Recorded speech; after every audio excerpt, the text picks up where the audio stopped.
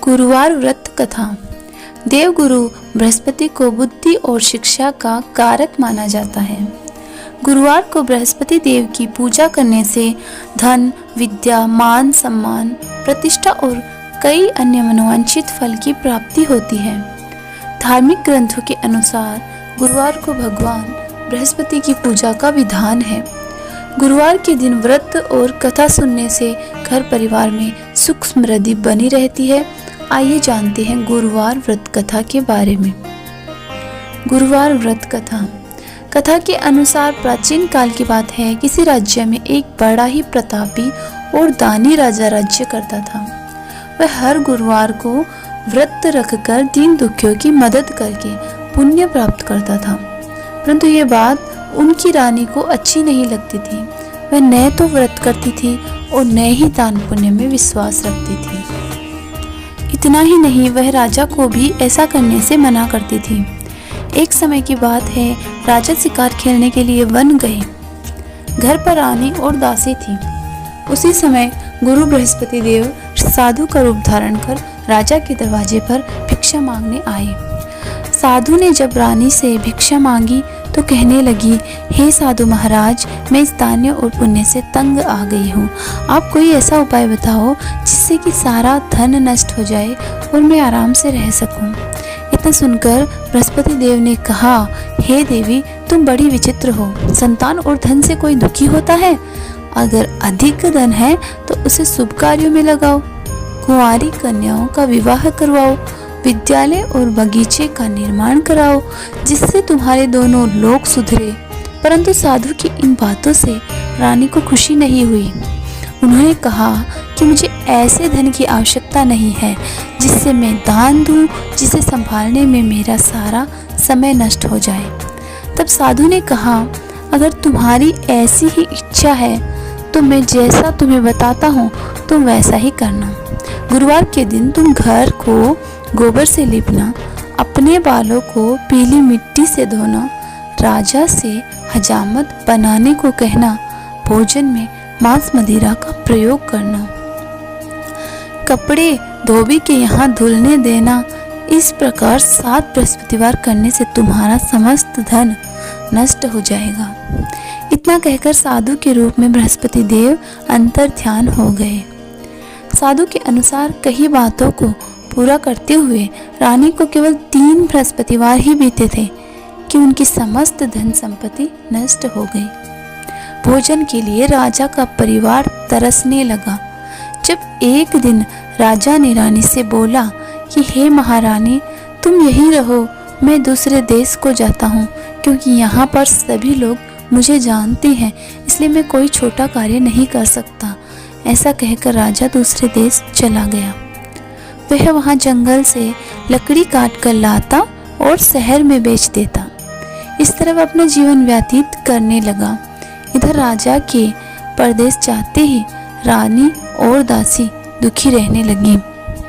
एक बार जब रानी और दासी को 7 दिन तक बिना भोजन के रहना पड़ा तो रानी ने अपनी दासी से कहा, हे दासी, पास ही के नगर में मेरी बहन रहती है। वह बड़ी धनवान है, तो उसके पास जा और कुछ लेके आ, ताकि थोड़ा बहुत गुजर बसर हो जाए। दासी रानी की बहन के पास गई। उस दिन गुरुवार था और रानी की बहन उस समय बृहस्पतिवार व्रत की कथा सुन रही थी। दासी ने रानी की बहन को अपनी रानी का संदेश दिया, लेकिन रानी की बड़ी बहन ने कोई उत्तर ही नहीं दिया। जब दासी को रानी की बहन से कोई उत्तर नहीं मिला तो वह बहुत दुखी हुई और उसे क्रोध भी आया। दासी ने वापस आकर रानी को सारी बात बता दी। ये सुनकर रानी ने अपने भाग्य को कोसा। उधर रानी की बहन ने सोचा कि मेरी बहन की दासी आई थी, परंतु मैं उससे नहीं बोली, इससे वह बहुत दुखी हुई होगी। कथा सुनकर और पूजा समाप्त करके वह अपनी बहन के घर आई और कहने लगी, हे बहन, मैं बृहस्पतिवार के व्रत की कथा कर रही थी। तुम्हारी दासी मेरे घर आई थी, परंतु जब तक कथा होती तब तक न तो उठते हैं नहीं बोलते हैं, इसलिए मैं नहीं बोली।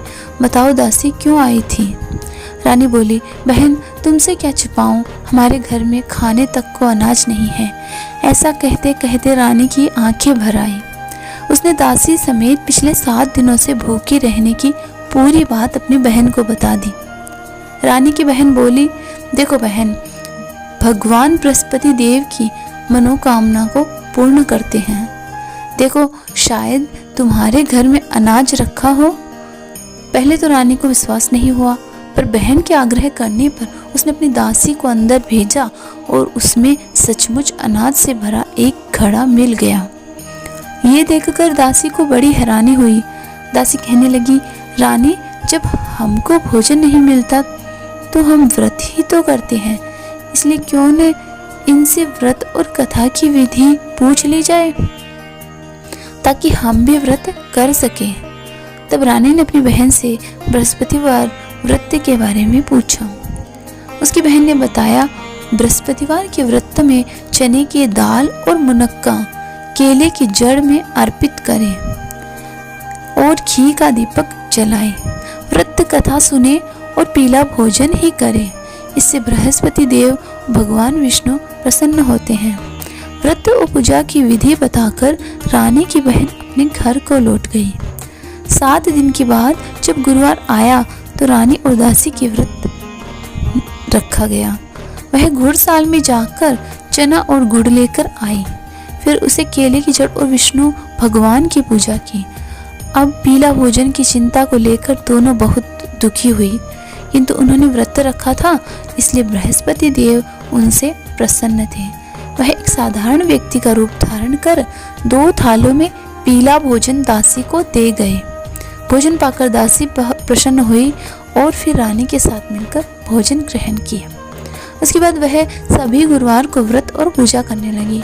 बृहस्पति देव की कृपा से उनके पास फिर से धन संपत्ति आ गई, परंतु रानी फिर से पहले की तरह आलस्य करने लगी। तब दासी बोले, देखो रानी, तुम पहले भी इसी प्रकार आलस्य करती थी, तुम्हें धन रखने में कष्ट होता था, इस कारण सभी धन नष्ट हो गया। अब जब देव बृहस्पति की कृपा से धन मिला है तो तुम्हें फिर से आलस्य होने लगा है। रानी को समझाते हुए दासी कहती है कि बड़ी मुसीबतों के बाद हमने ये धन पाया है, इसलिए हमें दान पुण्य करना चाहिए, भूखों को भोजन कराना चाहिए, धन को शुभ कार्यों में खर्च करना चाहिए। इससे तुम्हारे कुल का यश बढ़ेगा, स्वर्ग की प्राप्ति होगी और पितृ प्रसन्न होंगे। दासी की बात मानकर रानी अपना धन शुभ कार्यों में खर्च करने लगी। इससे पूरे नगर में उसका यश बढ़ने लगा। बृहस्पतिवार व्रत कथा के बाद श्रद्धा के साथ आरती की जानी चाहिए। बोलो बृहस्पति महाराज की जय हो। बृहस्पति भगवान को कैसे खुश रखें? भगवान की स्तुति करने के लिए मंत्रों का जाप करें। ओम ब्रह्म बृहस्पतये नमः, ओम ब्रह्म बृहस्पतये नमः। इस दिन आपको बृहस्पति भगवान को कुछ पीले रंग की मिठाई भी अर्पित करनी चाहिए। साथ ही गुरुवार के दिन पीले रंग के वस्त्र धारण करने चाहिए। बृहस्पति भगवान की पूजा करके ही भोजन करना चाहिए।